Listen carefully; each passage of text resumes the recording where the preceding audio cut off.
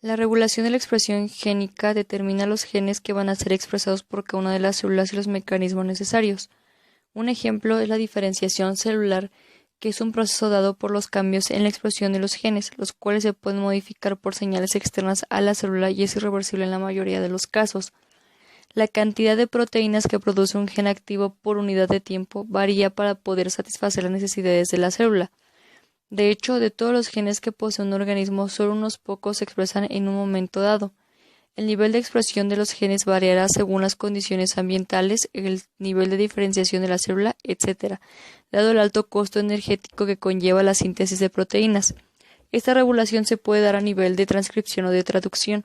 Los sistemas de regulación difieren entre procariotas y eucariotas, especialmente si las células eucariotas pertenecen a organismos pluricelulares que están organizados en tejidos.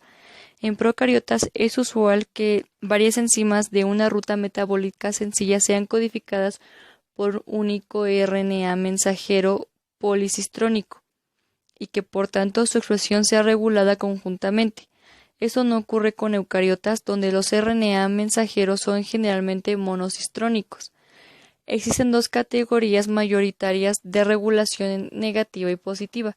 En un sistema de regulación negativa existe un inhibidor o represor celular que evita la transcripción y para iniciarla se necesita un antagonista del inhibidor, que generalmente es conocido como inductor.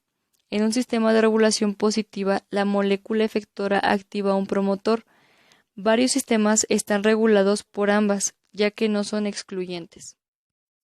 Importancia de la regulación en la expresión del gen.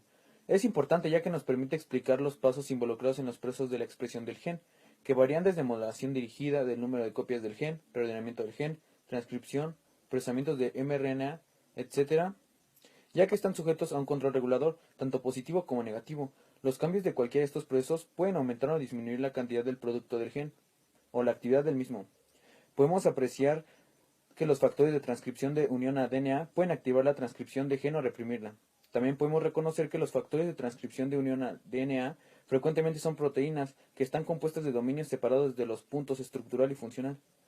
Podemos entender que los eventos reguladores dirigidos por nucleosomas aumentan o disminuyen la accesibilidad del DNA como secuencias aumentadoras o promotoras. De igual forma, la modificación del nucleosoma también puede crear nuevos sitios de unión para otros correguladores. Esto nos permite entender que los procesos de transcripción, procesamientos de RNA y exportación nuclear de RNA están acoplados.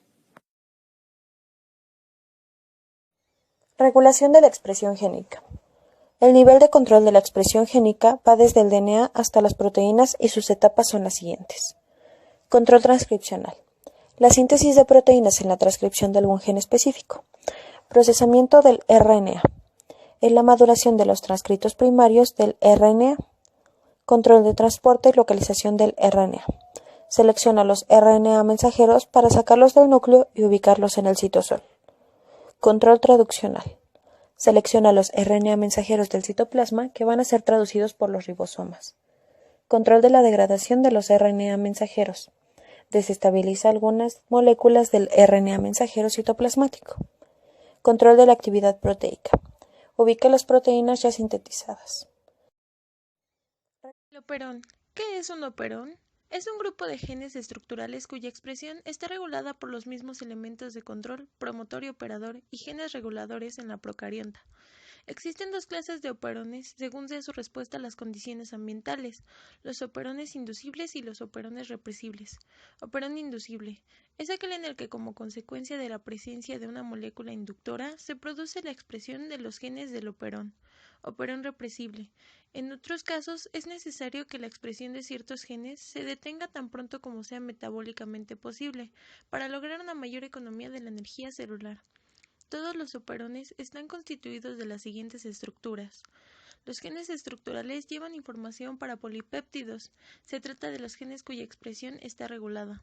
El promotor se trata de un elemento de control que es una región del ADN con una secuencia que es reconocida por la RNA polimerasa para comenzar la transcripción.